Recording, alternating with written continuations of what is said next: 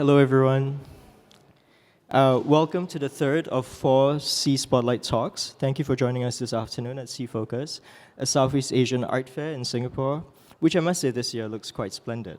Curated by John Tung, of course. My name is Helmi Yusof, and I'm the deputy editor of the Lifestyle News at the Business Times, a leading financial publication in Singapore. I'll be moderating today's talk titled To Market, to Buy an Artwork, Investing in Southeast Asian Art. With me today are three guests who will, in a moment, tell you more about themselves. But very briefly for now, we have, in alphabetical order, Deborah Iskandar, a former auctioneer turned gallerist and art consultant of S.E.A Art and Design based in Jakarta. Gwen Bautista, a curator, critic, writer, and director of Mono 8 Gallery based in Manila. And Michelle Yao, a senior specialist of modern art at Sotheby's. She's based in Singapore. Art investment is very complex, and it's very subjective and very personal.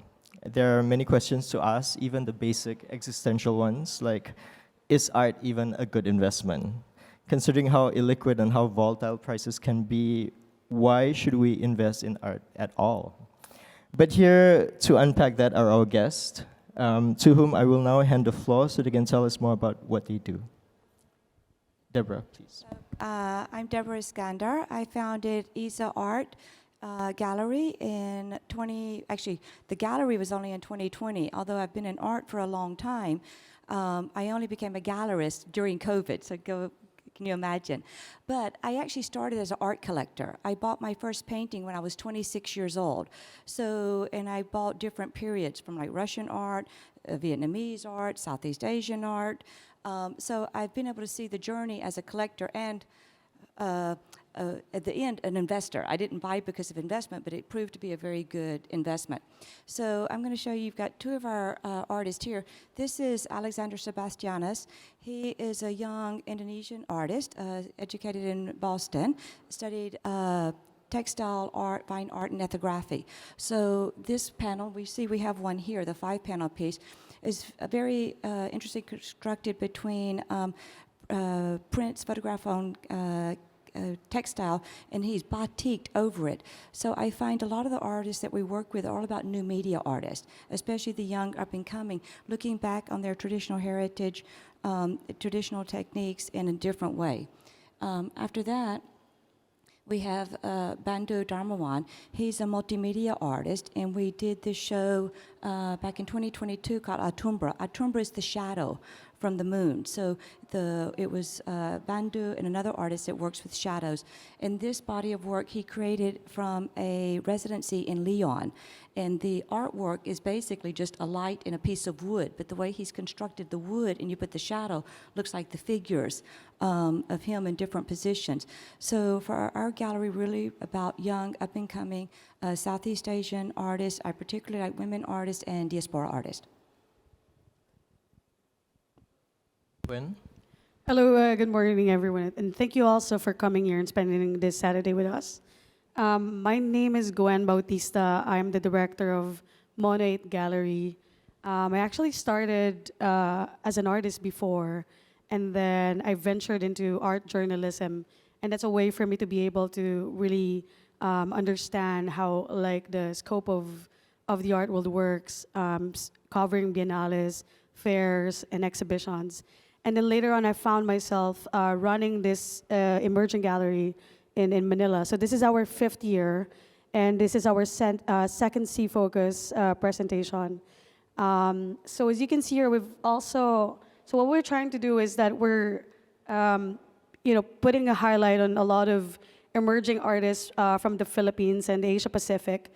And in our gallery, we try to highlight the understanding of art practices as opposed to exhibiting objects. A lot of, I think in the Philippines, we still have like a young community of collectors and patrons who are interested in understanding the relationship of objects being materialized from art practices. So this is actually a work of Clarence Chun. We're showing here at Sea Focus this year. This was from Art Dubai. This was our first international fair. He's a Filipino-American, and through his work, he's trying to understand or articulate time and speed and also kind of like reclaiming the notion of painting as a decolonial approach to his Western upbringing. And then on the second slide, this is an exhibition of Veronica Lasso, which references William Morris, an English designer, philosopher, and who'd worked during the industrial time.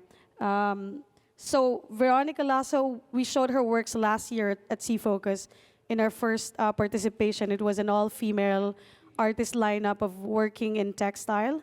Craft material is very big in the Philippines, as you know. There's a lot of like there's like a lot of that in the artists that we work with. And Veronica's research is she's actually an industrial designer. So her research is based on the notion of design as linked to excess and mass production.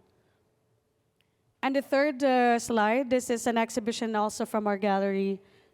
This is an exhibition of Sian Dairit. And Sian Dairit is an artist activist. He was briefly arrested and imprisoned last year for his activism work, and he works towards subverting institutional power, like the military and fascist forces. And his work is in the collection of the Singapore Art Museum. And this work is actually about understanding painting as landscapes of agricultural imperialism. Hey, good afternoon, everyone. My name is Michelle Yao. I'm a senior specialist at Sotheby, based here in Singapore. First off, thank you, Helmi, Nadia, STPI, for having me on this panel. Very happy to be here. And thank you all for coming. So I've been with Sotheby's for about 8 years now. I'm working primarily with the modern art team. At Sotheby's, we have all sorts of different collecting categories. And as specialists, we are very much involved with the process of valuations, appraisals, doing our best to decipher authenticity, and at the same time working with our clients to buy and sell at auction or at private sale. My first slide here is actually a pretty fun picture. This was from our single owner sale in Paris of a Vietnamese-French collector, the collection of Prince Nguyen Phuc Bullock. And here we're inspecting or doing a condition check of one of the paintings. I just wanted to show a bit of the behind the scenes of what we do as specialists at Sotheby's. The next slide. This was actually a photo of our exhibition hall at Marina Bay Sands, where we held our second Singapore auction of modern and contemporary art. This was following a very successful launch of this auction in August of 2022. So you can see the diversity of artworks that are being offered, not only Southeast Asian art, but other modern and contemporary artists. The next slide. And last but not least, a small snippet of our private selling exhibition that we held last year in December, titled Past, Present, Future. And we offered, or rather presented, a variety of artists. What we're showing here is actually a section that we titled Grids, and we were really, really fortunate to have some private collectors loan some of their works to us just for view, and we managed to showcase some young Southeast Asian artists. They were not for sale, but really just for our audience to kind of see and get to know and understand the names. As you can see, right next to Anthony Gormley is actually a work by Sophia Peak, Cambodian artist, that is being presented here at C-Focus. And then right there, leaning against the wall, is Maria Taniguchi's work, as well as a work by Aditya Novali. So artists that are not really as familiar to our audience, but we had an opportunity to present them in this very, very special show. So that concludes my part. All right, so let's begin by clarifying the premise, right? What does it mean to invest in art? Is it just the pure buying of an art piece, or does it go beyond that? Michelle, why don't you start? You with Sotheby's. Thanks, Helmi. So I think investing in art involves a lot more than just buying a work of art. Obviously, buying a work of art is part of the process, but a lot of our collectors, they really do spend time to get to know what they like, what they want to invest in, what they really see as worth their time and their resources, not just their financials. So spending time at exhibitions, coming to auction previews over and over, speaking to auction specialists, understanding what the artist is really trying to achieve in their work, what the market is really like. I think that really, really takes time, effort, resources beyond just making a quick purchase. So I think from what we see, real investors in art don't just make financial choices, they make choices about their lifestyle, about how much time they want to spend with regards to art, and it just goes beyond that. And Sotheby's is a place where people come to learn, people come to find new experiences. It's a lot more than just an auction house. Does anyone want to add to that? I think, like you said, it's more than just looking as a pure investment. I find collectors are funny. They'll ask me about a painting, is it a good investment or not? And I said, that should be the secondary concern, not your primary concern. Your primary concern is the joy that it brings you.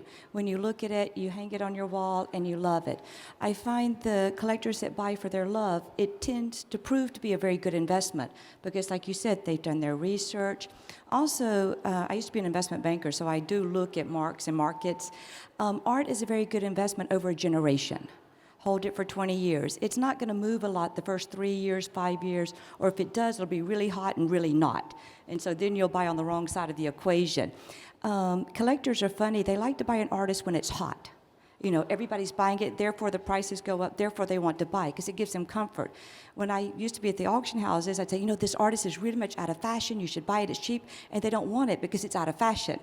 But if you look at the idea of investment, you buy low, sell high. So sometimes in the art world, they do it reverse. And so I think you should just, like Michelle said, spend your time, look, buy for the love of it, and it will probably prove to be a very, very good investment. At least in the context of the Philippines, there are like two reasons for investing. I think the first one is there's an individual desire to invest on something that they really like, but at the same time, they would also find to be able to give them some form of confidence financially as well. But also on the collective side, a lot of Filipinos also collect because they really want to support the artists and the communities. And I think a lot of foreign journalists before, like even curators, had told me that the Filipino collectors are known for being very conservative on buying just the local art, which I feel it's because in our country we really take it to raise an artist being raised by a village, in such a way. So, but I think it's two-pronged, there's an individual desire for it, but also a collective desire. But I always tell collectors when they ask about the kind of art that they should invest in, and I always tell them, you should buy something important on a day that you feel important. So that when you look back and, sometimes a lot of collectors that we have are young lawyers, doctors who, and sometimes they would buy art because they made partner in their firms and just, these milestones. And I would tell them, isn't that great that you bought something really good that the artists work on for several years on the research, and now the two of you are in one roof being important. Okay, so art as a markers of certain milestones in your life, but also art as a kind of safeguarding of the cultural assets of Southeast Asia. I get it. But, a common question, I write for the Business Times, and a common question that the readers of the Business Times ask for many of our stories is what is the return of investment? So what is the ROI for Southeast Asian art in a strict monetary sense of the word? Okay. In a strict monetary sense of term, if you look, I started buying contemporary Indonesian art when I was at Christie's with with ruling over here, and we weren't selling it at auction. At the time, we were just going around the studios, looking at these young artists, and I was building my new house. So, okay, I started looking, $1,000 for Rudy Mantovani, $1,000 for Unizar, $1,000 for August Awage. That's what I paid 25 years ago. It turned out to be the best investment because they're all about worth 25 times at least what I paid for it 20 years ago. And so, again, you have to hold it for a generation. If you're buying young contemporary art, it can go like this and it can go like this because you don't know where their careers are going to end up. But you're not spending a lot of money on it. You know, it's all relative to what's a lot of money or not, right? But $1,000, it's almost like a no-brainer. If I liked it, it would fit my house, and I thought the artist had potential. If you're spending like $100,000 or $200,000 on a Lee Mayer, i.e. a dead artist, you can look at the auction prices, you can look back at the artist's career. Is this a good period? You know, like a 1950s period, or is it an early one, which it may not be as desirable? So, and it can still, if I find modern art, it goes up slowly, about 5% a year. You're not gonna see it go from 100,000 to 1 million and back down to 200,000. Contemporary art can do that. Modern art will generally appreciate about 5 to 7% a year. Yeah, I think a nice little comparison between modern and contemporary is this sort of like, I guess, pace of growth that we may see. You know, take for example a work that we sold quite recently in April last year. We had a Georgette Chen lion mask that was sold for about 630,000 USD. That was purchased by the seller from Sotheby's in 2011. That's about a decade before, for about 130,000 USD. So that sort of increase is very different also from, compared to, for example, an artist like Christine Aichu, who a lot of people say is auction darling. Her prices have increased at a much faster pace. And it doesn't happen for all contemporary artists. It's very, very much exciting. But we would say that a lot of, you know, these two categories perform in different ways and different paces. I agree with what all of the things that they said, because like in the Philippines, for example, there are very few who are able to really, but more so like in the past 5 years, we're able to cross the international market.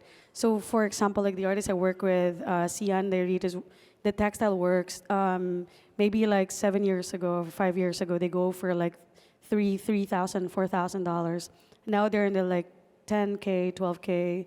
And so in a very short span of time, you're able to, you know, get that return of investment. But of course, that doesn't happen to all of the artists. But like Deborah said, like if you do your research, and I think it's a measure for risk versus the reward. So it's always like just the general thing. But if you really, but what they would always say is you're really into it for investment and not purely for the joy of art. You should just buy a watch, you know.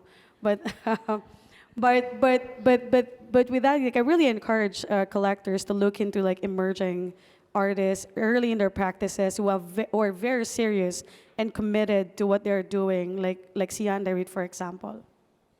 I also think it has to do with how do you look at money and how do you spend your money, right? I do a lot of art consulting, and I used to work together with the furniture distributors, right? And I have two rules, the couch rule and the car rule. The couch rule is whatever you pay for your couch, you should pay for the painting that goes over the couch. Because guaranteed the couch is not going to go up in value. The art has the potential to go up in value. But I see so many clients buy, you know, B&B Italia, $20,000. You try to sell them a $20,000 painting. I do mahal, right? So it's how you look at it. Then I call it the car rule. You know, if I was trying to sell a client a painting for like $200,000, $300,000, $400,000 or above, it's like, oh, expensive. Why would I spend it on that? Then I go to their, you know, garage. There's a Porsche, there's a Ferrari, there's like $1 million of cars sitting there, of which you and I know is not going to go up in value. But to spend $100,000 on a painting is like, it's a different way of looking at things. So I try to make it reality. You don't think you're going to get a return on investment when you spend $20,000 on a trip, right? So it's all about how you look at things. And the art is the only thing that has the potential to go up in value.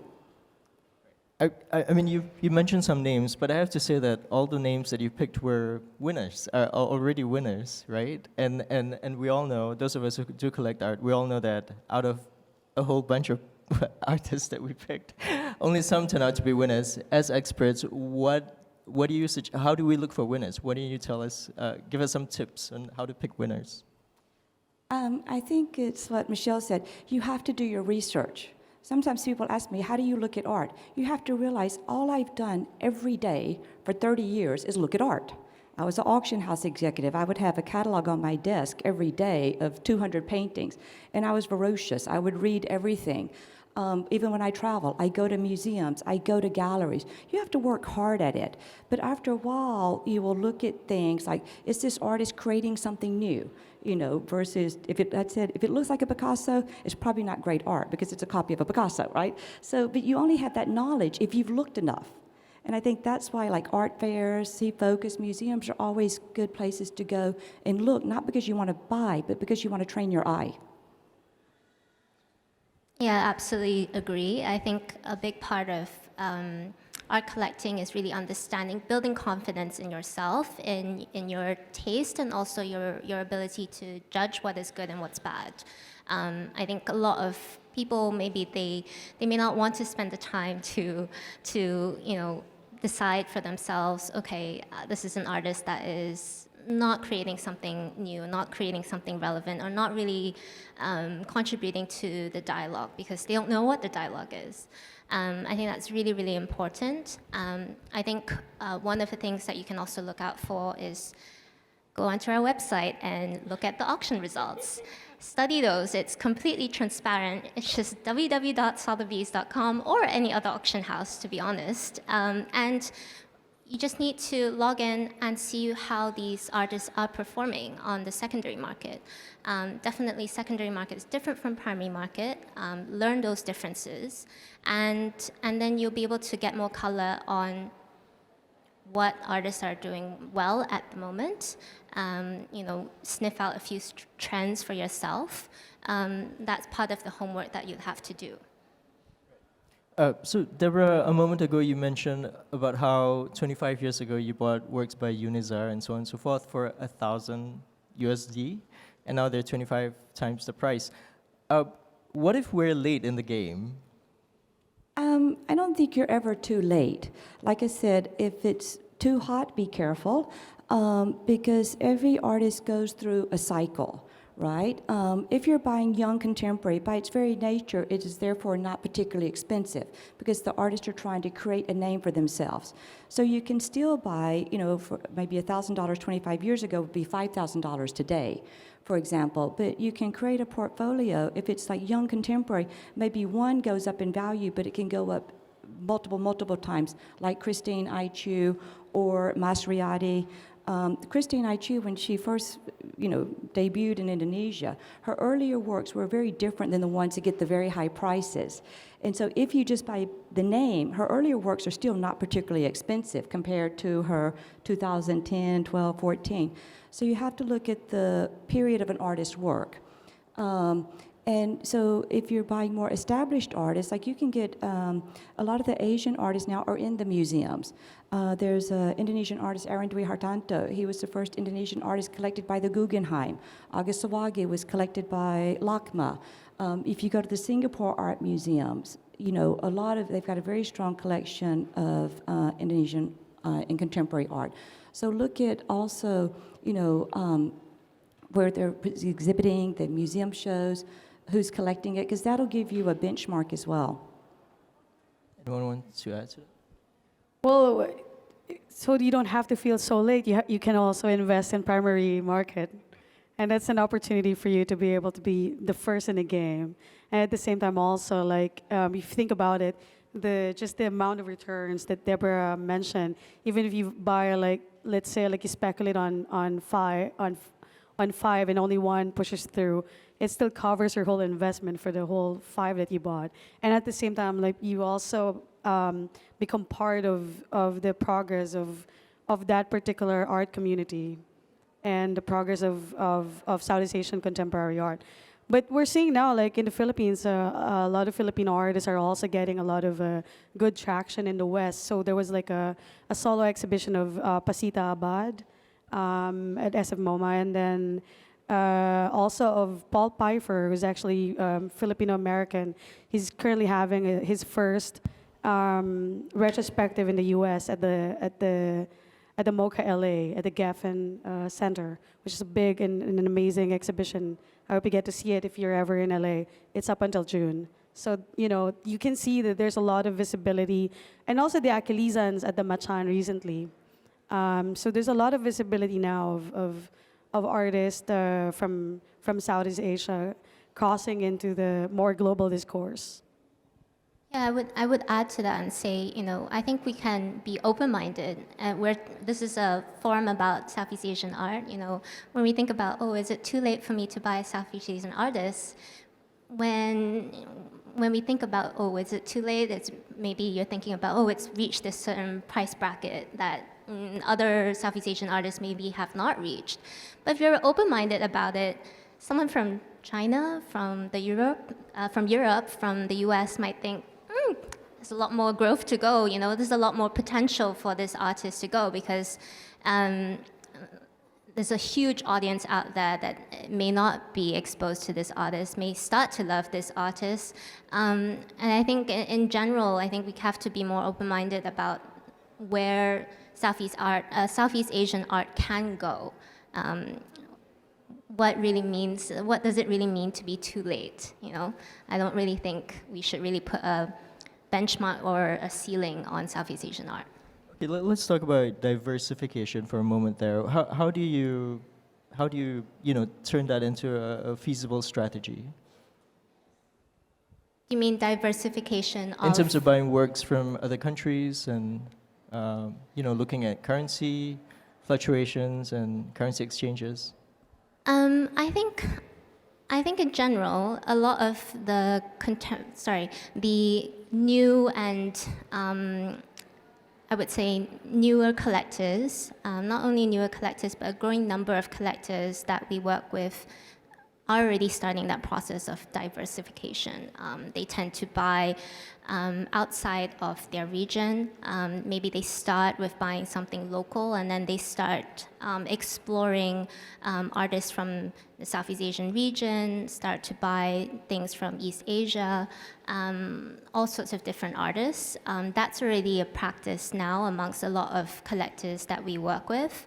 And that's why, something like the Southeast Asian art category used to be a different sale category in the auction calendar, and now we integrate that into the modern and contemporary, wider modern and contemporary sales that include Western artists, that include Chinese artists, all in one sort of auction on one day, so that a lot of the collectors get to select from a diverse grouping of artists and diverse sort of selection of eras, styles, abstract, figurative, different, I would say, diverse options for them. Yeah.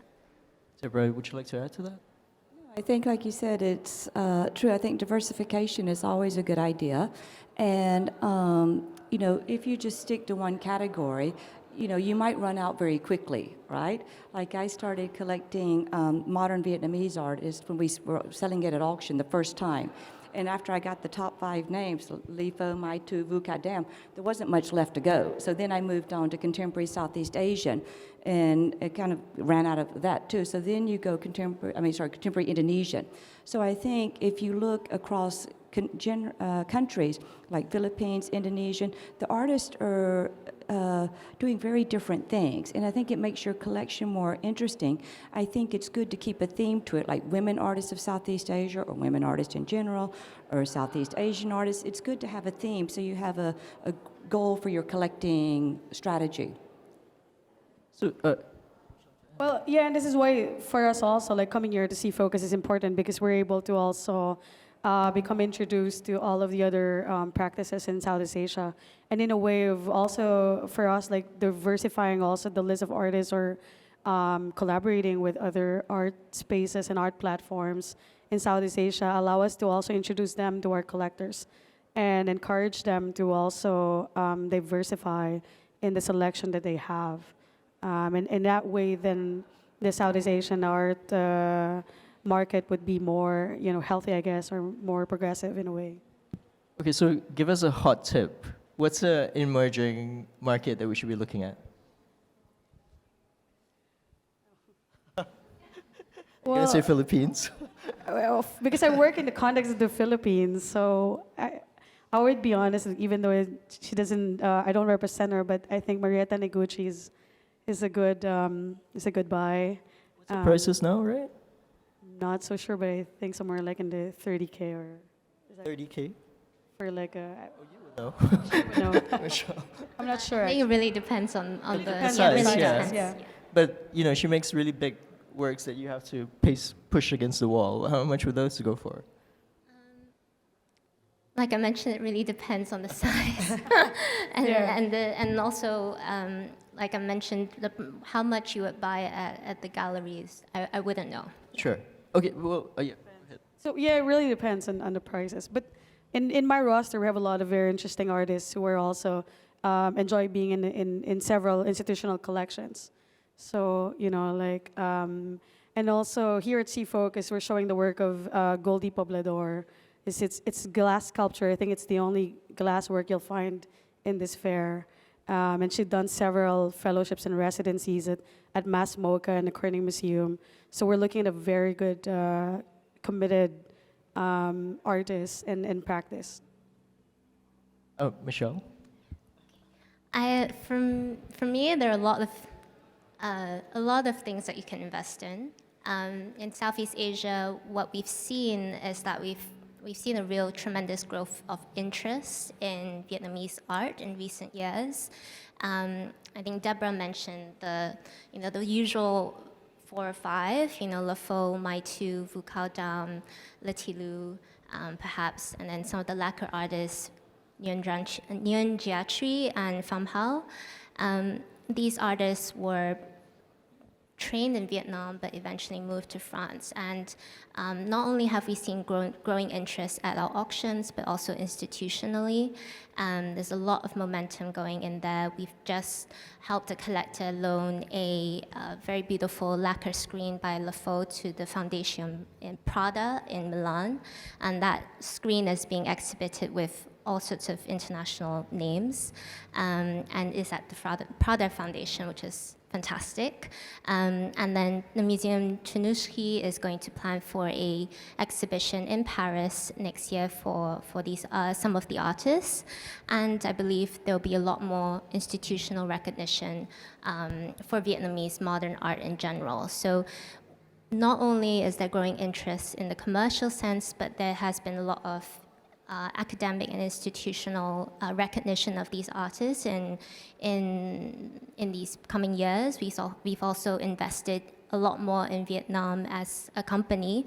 We've done 2 non-selling exhibitions in Ho Chi Minh, and these are purely educational, really giving back to the community and really fostering a sort of interest and more connoisseurship about Vietnamese art in general. I also think if you look at it now, say maybe 30 years ago, if an Asian artist was going to go study overseas, it was very rare. But now, like a lot of the artists we work with, Sebastian, educated in Boston Fine Arts. We represent Sinta Tantra, MFA from the Royal Academy. So now you've got a lot of, Southeast Asian artists that are getting not only undergraduate but master's degrees in the Western art schools, which are some of the best in the world. Your photographer, David Yes. Alton, MFA Yale. So a lot of times I look at the artist educational background as well, because if they've been educated in the West, they look at things in a different way versus the local art schools. So, and I think that's a growing trend, and I think it makes their art in a way a bit more international. It's not too parochial, or we would say kampungan. It's not like wayang figures everywhere. If it's a wayang figure, it may only be an Indonesian that gets it, right? But I think you look at the educational development of all of these artists, and I think it's a very good bet. If you go to New York to the galleries, $10,000 won't get you anything. You know, you walk around galleries, you'll be lucky if 20,000. Thankfully, we don't pay New York rents either.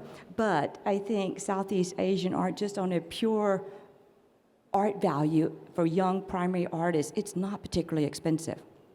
And to add to that, like many of the artists also that I work with also were able to go and attend these Western institutions and schools because of scholarships.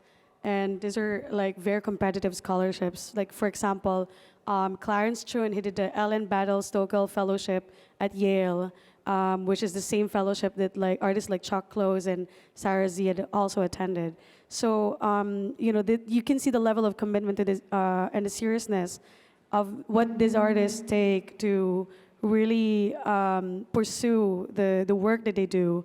And then those are the kind of artists that are really, I would say, you know, really good for investment because, you know, that they're really, they will really follow through. Great. Thank you for giving us some names. So by and large, the prices of Southeast Asian art in auctions are nowhere near the kind of eye-watering, head-spinning prices fetched by Western art. Will we ever fetch those prices? What needs to happen before we do? I think comparing Southeast Asian art with, you know, the scale of Western art is probably not comparing apple to apple. Let's just say Western art collecting has been practiced and has existed for a long, long time. Southeast Asian art collecting, while it's very, very healthy and developing very well, it's young compared to Western art and the economies of scale there. But, you know, like I mentioned before, we can be open-minded. We never know. I think a big part of you know, what we see at Sotheby's is that there's growing interest. It continues to grow. And not only are we seeing growing interest within Southeast Asia, but we see growing interest from collectors in Hong Kong, in mainland China, in Taiwan, in Korea, looking at Southeast Asian art.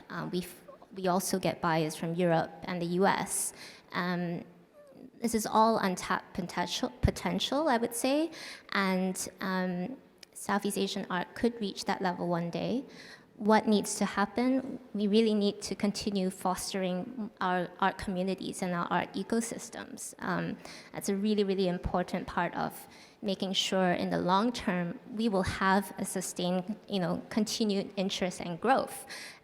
We can't do that without the cooperation of institutions, not only in Southeast Asia, but beyond Southeast Asia, to host exhibitions about Southeast Asian art, to include Southeast Asian artists in their museum collections. That's very, very important. And for Sotheby's, we continue to invest in Southeast Asian art in a way, like I mentioned, Vietnam exhibition, bringing auctions back to Singapore. It's all part of our strategy to see this market grow more. Yeah. Deborah? I think you'll also see, I mean, for example, in America, you have 323 or 350 private museums, right? So you can help build up an artist's resume and portfolio through the museum system, the institutions, the network.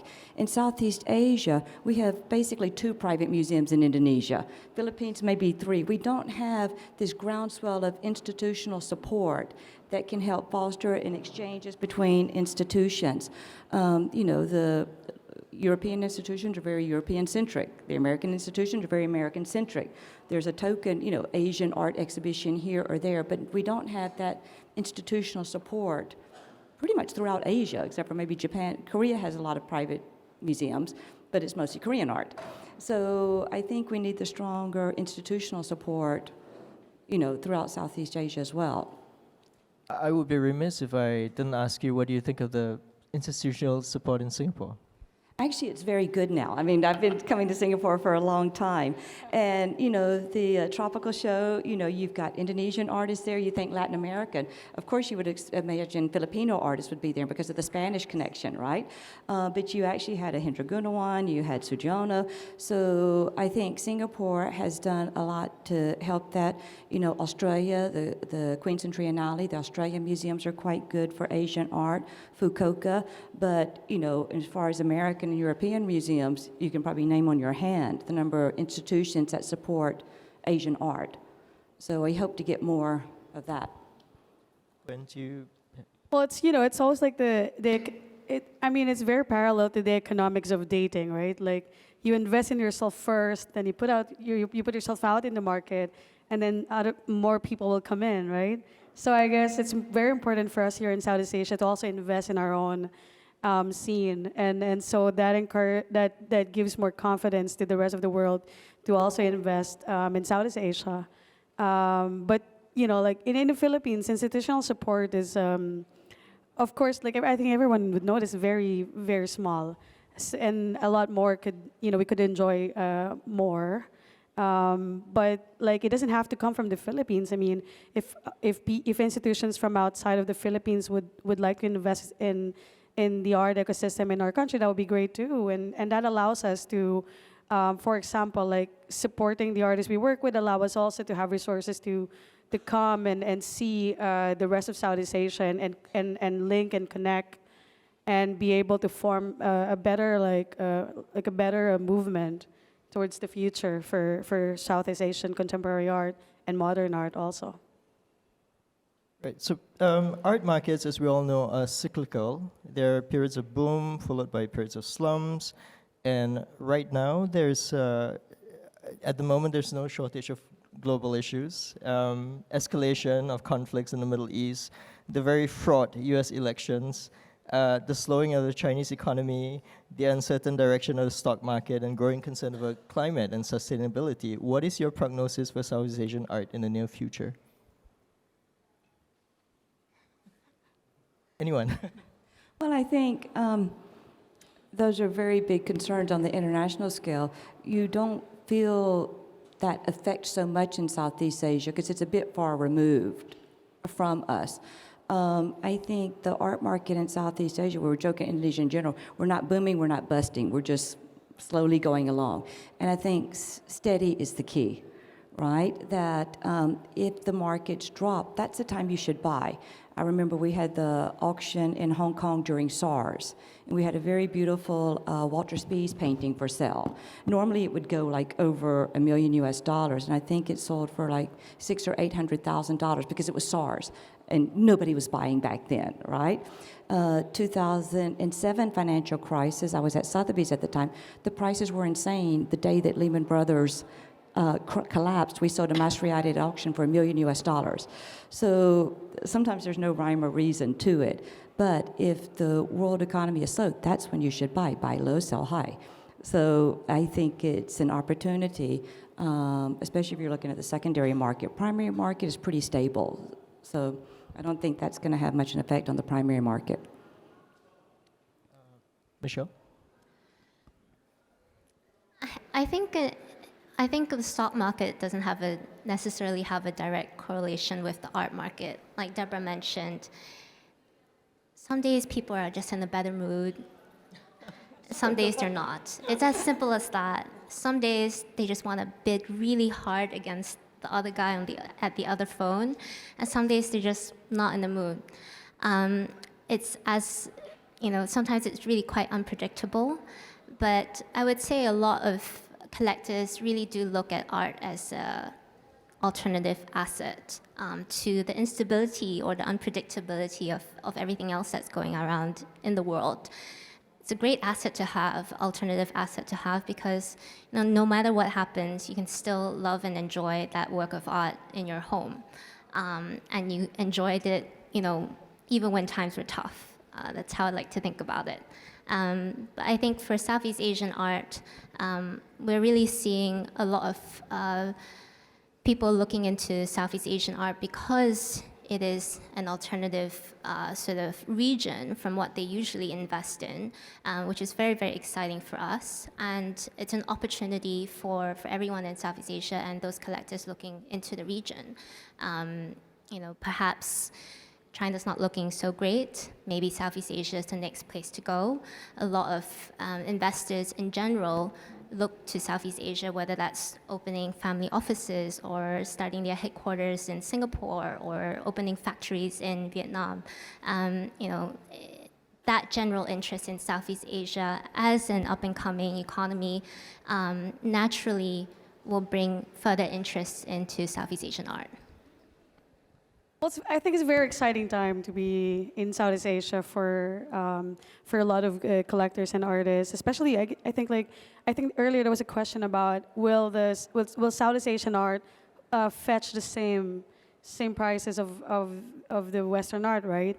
And I think we have to look at it in a way that this is a young market also in terms of how the global art market is progressing, and so there's a lot of opportunity. And whenever there's like but I think you have to look at it in terms of growth, like the speed of growth, and I think we've seen a lot of that in the past 5 years. In your interactions with international buyers, what is the global perception of Southeast Asian art right now? Because the hype seems to go on and off. I'm not sure. What is it still ongoing? Has it dissipated? Can we bring it back? I think they find it interesting. You know what I mean? Because we sold an artist called Sinta Tantra at Art Jakarta to a Korean collector, and she's like, "I've got all the top names in Korean art." I'm being a bit blasé, but you know what I'm talking about. They've got their collection of Korean art, and they're looking for something different to add to it. And I think it has a general aesthetic appeal to it. The piece we have here by Alexander Sebastian, we sold to a very big Taiwanese collector, not to an Indonesian. So I think I'm seeing a lot of regional collectors coming to Indonesia because they're looking for fresh ideas. They've collected deeply in their home market, so they're looking at other areas to collect in. And it wasn't like that 5 or 10 years ago, but now I've got Korean, Japanese, Filipino collectors that I wouldn't have seen 5 years ago. Michelle, what is the status of the hype over Southeast Asian art? I wouldn't really call it a hype. I would say it's sustained interest. Fluctuations in the market does not mean that the interest fades or disappears. I think there's been sustained interest in Southeast Asia in general, and we're really starting to see, I think, the results right now. This edition of Singapore Art Week has been nothing but short of energy and a lot of buzz. And I think for the international collectors that look into Southeast Asian art or perceive Southeast Asian art from their perspective, I think it offers diversity at its core, because Deborah is from Indonesia, Gwen is from Philippines. Within those two countries, you have such a diverse range of artists. But Southeast Asia also has Cambodian artists, artists from Myanmar, artists from Vietnam, artists from Singapore. And they all offer different perspectives and views. And I think that's the beauty about Southeast Asia that I think excites a lot of collectors. They feel like they can perhaps dabble in buying one Indonesian work, one Vietnamese work, one Filipino work, and that gives them a very interesting portfolio to begin with. So I think for international collectors, there's a lot to play with in Southeast Asia. And of course, that also includes the artists working from the diaspora. So you have the Southeast Asian identity is not only tied to the artists working here, but also to artists that are part of, especially in the Philippines, we've had a huge wave of migration in the 70s and the 80s and the 90s, and this is why the artists we brought here are all artists from the Filipino diaspora in America. And now we're seeing a new phenomenon in terms of the way they live and the mind that they have and the thinking, and also. It responds to the theme of this exhibition is to speculating what is art making in the future. And with that also is the speculation of like what is the Filipino identity moving forward, or what is the Southeast Asian identity moving forward. So this is the kind of thing that we all want to invest in and look more into the growth of this new phenomenon. We have to wrap up in 5 minutes. So I just have some final questions. Are there ethical concerns affecting the Southeast Asian market right now? Sustainability, climate, are there fraud issues, provenance issues we should watch out for as collectors? I think fraud has been around in fakes and forgery since the Greeks were copying the Romans. I mean, it's always going to be there, right?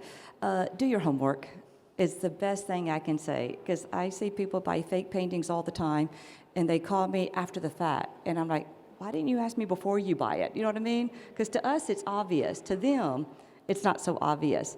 And it's usually the story, this is what you have to be careful. A friend of a friend needs money, the mother's sick, the father's sick, blah, blah, blah, blah, blah. You can usually tell. So fakes, just be careful. If you buy contemporary art, if the artist is still alive, you don't really have that issue. And contemporary art is about our time, what's going on, what are the issues the artists are facing.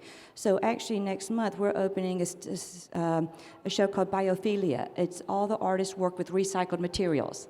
So the idea is, can recycled materials be art? And you'd be amazed. We've got artists from Thailand, the Philippines, Malaysia. I mean, there's a Thai artist that calculates on her website how many bottles she uses in her artwork, in her contribution to the carbon footprint. I mean, they're really sophisticated in the way they go about it. Another issue is the identity issue.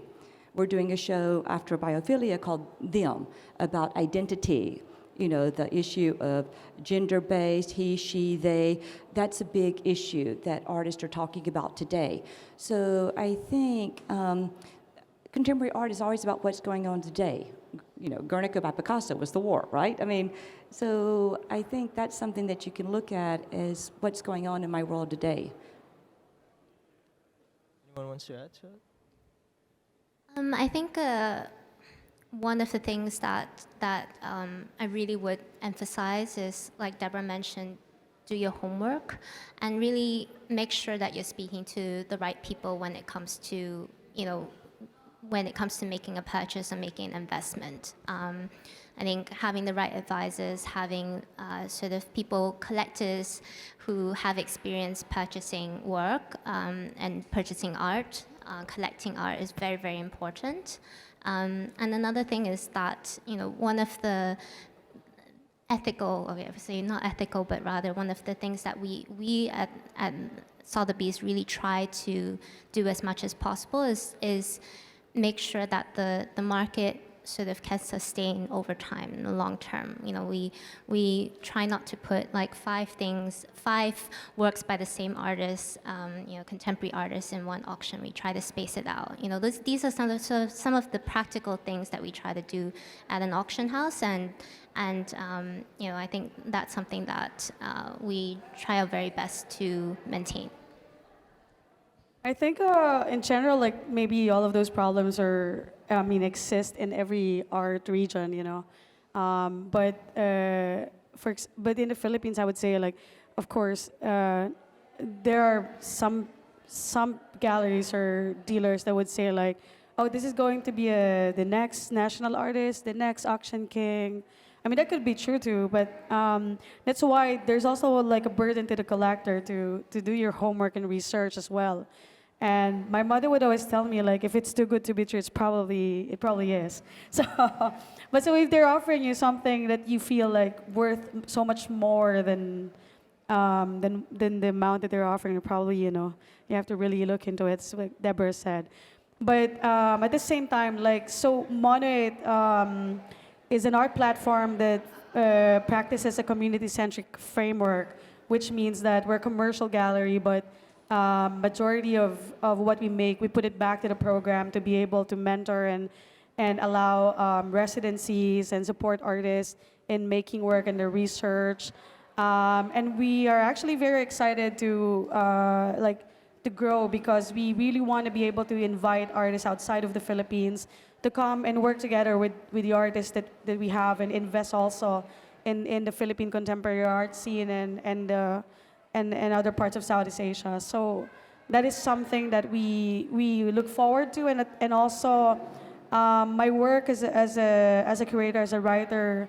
For me, like, it's very important to also produce publications for many of the things that are happening in Southeast Asia. So there's not a lot of publication about contemporary art in the Philippines, or modern art, or even just art in the Philippines in general. So that's something that we're really we look forward to also doing in the coming years.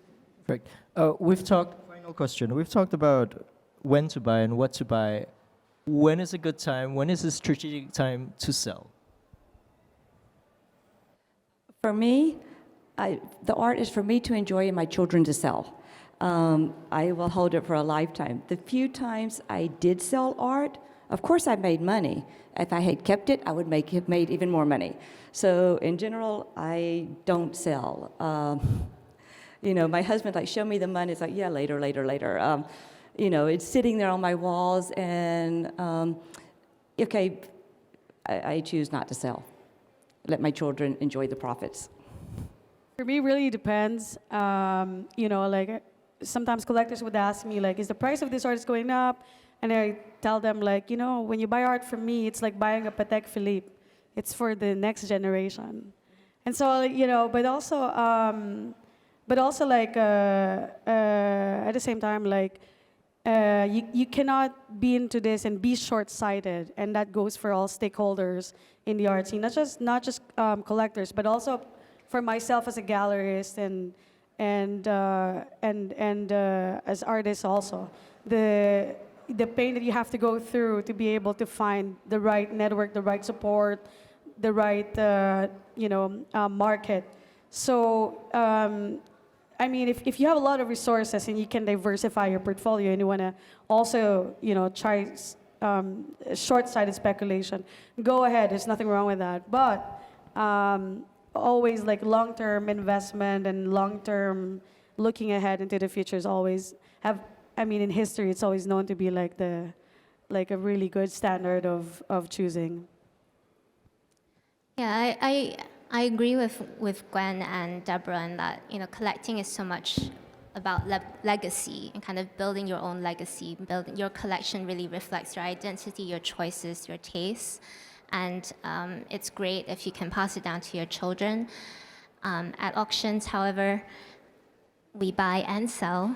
And in my personal experience, it's always harder to get someone to sell than to buy, because it's very hard for people to let go of something that they've kept in their home or has sentimental value, and that they've loved, all their lives, for example.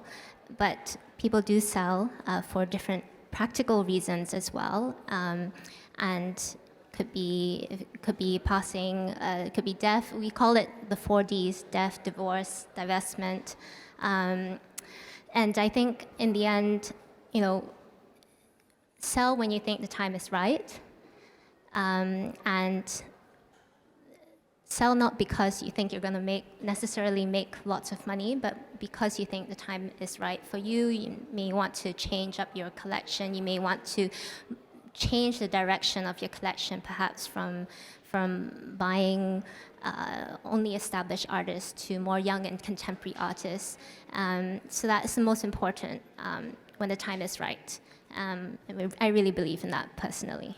All right. I think that's all the time. I just want to add, because I've heard this from a collector. It's a really good statement, and he said, I'm just unloading the work because my family has enjoyed it for several generations, and we wanted also to pass that level of passion and enjoyment that we've had as a family, for the work to be appreciated by another generation as well. All right. So. Thank you, Deborah, Gwen, and Michelle, for your insights. If anyone has questions for our speakers, we invite you to come forward for a conversation. They'll be here for a while, especially if you're waiting for the public tour that's happening at 4 o'clock.